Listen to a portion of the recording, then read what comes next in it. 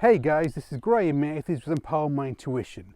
So this week I've had quite a few questions about A-level results, the fact that the A-level exam is being cancelled for the summertime, we got the coronavirus, we're in lockdown, we've got social distancing taking place, it's in effect.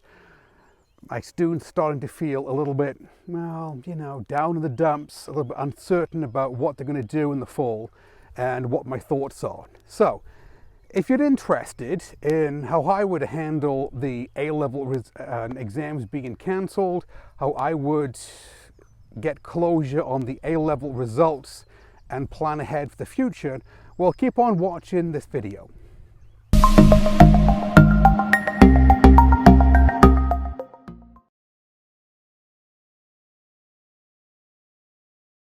So, the first thing you need to do is you need to take care of yourself.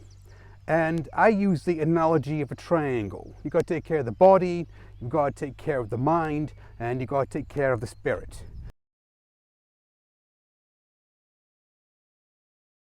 Talking about taking care of the body, well, the first thing you've got to do is you need to get enough quality sleep. All right, so on the one hand, you're thinking, great, I can get as much sleep as I want, but on the other hand, you don't overdo it and just start to sleep all the time. And so what I recommend, this is what I practice, is I still go to bed at the same time every night and I wake up the same time every morning. Now, having said that, it does give you the opportunity to catch up on any sleep that you may have missed because you've been studying for your exams. It's a good thing, number one. But number two is, besides taking care of the amount of sleep that you're having, the next thing you've got to do is you need to make sure that you're eating a balanced, healthy diet. Now, this may seem kind of light, and I guess that it is, but I just go back to basics. I make sure I eat a healthy diet, and I make sure I get plenty of sleep. I drink plenty of water. This is the body aspect taken care of. Now, the next thing is taking care of the mind. So my students ask me, well, what am I doing with all the spare time that I have? How can I stop myself from feeling down in the dumps? A little bit depressed, if you would. Well, the answer is get yourself onto a routine of exercising the mind. So, for example, read books. I read books, I listen to Audible books, and I got a routine that I listen to an Audible book or read a chapter of a book half an hour in the morning when I get up and half an hour in the evening time before I go to bed. And the reason is that in the morning and in the night time, this is when your mind is being active, and so you want to feed it something positive in the morning to get the day going right, if you would, number one. And then in the night time, it's the last thing that you're going to be thinking about before you fall asleep. So reading books or listening to books on Audible is a good idea. Now's the time to, well, branch out and find something which interests you that you've never had time to read before, okay? The other one is, let's get creative. So for example, I'm on Udemy, as in I've got all these courses from Udemy, they're always on sale, and I'm always taking a course that interests me. So for example, courses for my business, courses on spirituality, it doesn't really matter. All you got to do is find something that you can do that feeds the mind and keeps you positive. Now, this is the second bit of the triangle, taking care of the mind. The third bit is going to be taking care of the spirit.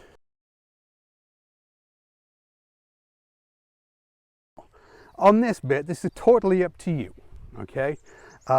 Some of you may be churchgoers, and I know that a lot of churches, for example, are now live streaming their church events. Other ones, maybe you're not that way inclined.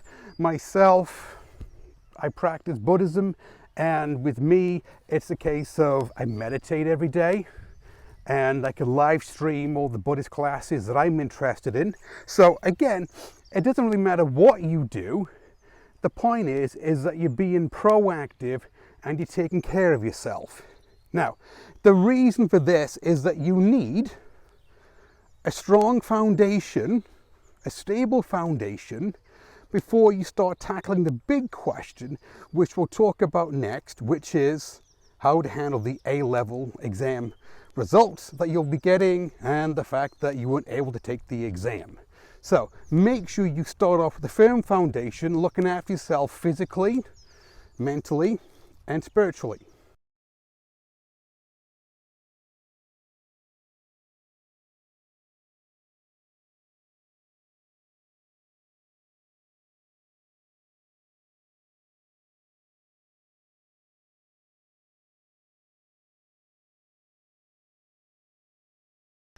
When it comes to the A-level exam, oh, well, this is a tough one, right? You know, a lot of my students have told me, Graham, you know, it's not really fair because I worked hard for 2 years in order to prepare for the exam. I was getting into my stride, you know, starting to study more, getting into a routine. And all of a sudden the exam was cancelled. The teachers tried to live stream the last couple of lessons before the college closed down. What am I supposed to be doing? This is so unfair. You know, my university acceptance depends on this. What would I do? Well, the first thing I would do is this, is breathe. So take a breath. Right, you've got to breathe and understand that the exam result that you get is based on your teacher's assessment of the work that you've done. It's based on your skills, if you would, in this course. Obviously, I tutor A-level chemistry. What it isn't is a reflection on you as a person. So, with that in mind, what you need to do is this bit. You're thinking, well, I got the exam result. It's not a reflection on me. What am I supposed to do with it? Well, like I said, first off, number one, breathe. Okay, take a breath. Realize that you've got a firm foundation now because you're taking care of yourself physically, mentally, and spiritually, number one. And then number two, think about the exam result that you get. So first off, I would wait for the exam result to come in. I wouldn't sit around during the summertime worrying about the exam result, because what's the point of worrying about something which you don't know or you can't control? That doesn't make any sense. So I would wait for the exam result to come in. Now, second thing I would do is when the exam result comes in is have a think. Is it really a true, accurate reflection on you and your ability, your skill set as a student? Okay, now, you know how you were doing in the course. So if you're thinking, well, I was pulling B's on the end of unit topic tests, I was pulling B's on the UCAS exam, and, well, they gave me a B or they gave me an A, well, I think that's a pretty good reflection, if you would, of your ability in the class. So don't try to up the grade and say, well, really, I was working at an A-star level, if actually you were just working at a B. Okay. So number one, I would be really honest with yourself. Don't have to tell anybody about it. And say, yeah, this is the grade that I got. No, yeah, to be honest with you, to be fair, you know, my teacher assessed me correctly.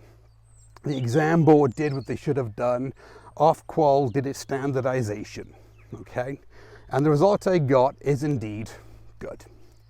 On the other hand, if you're looking at the result and you're going, well, to be honest with you, no, not really, because let's say in year 12, well, what I've got is I got a C on the UCAS prediction exam, and then I really worked hard in year 13.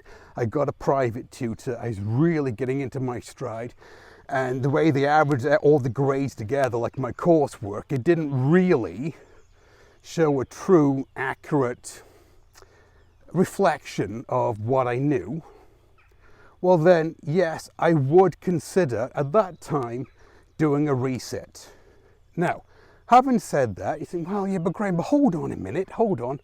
Problem is that my university result, my acceptance, well, it just depended on this result, and now I got this result and I can't get into the university of my choice.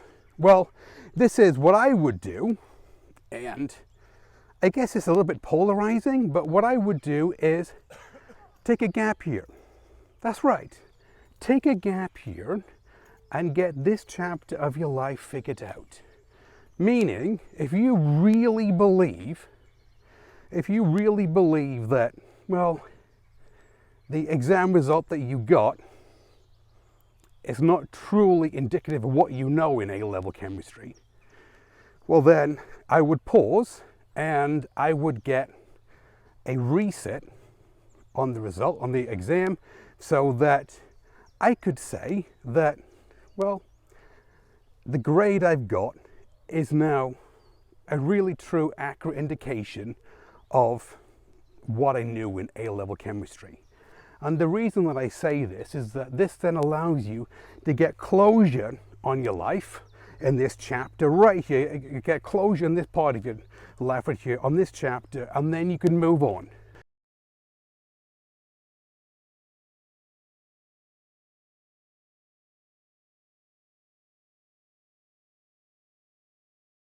Now, having said that, you've got to keep in mind that in 30 years, in 20 years, 10 years, 5 years, whenever you become a doctor or whatever, are they really going to care about what grade you got in A-level chemistry?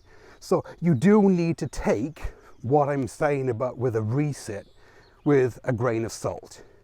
Now, since you've stayed with me to the end of the video, I've got a free gift for you. What I've done is I've written an ebook on how to get closure with your A-level results and move on with your life. So feel free to click on the link in the email and you can download the ebook. All right. So having said that, everybody keep safe, be well, and I'll see you in the next one.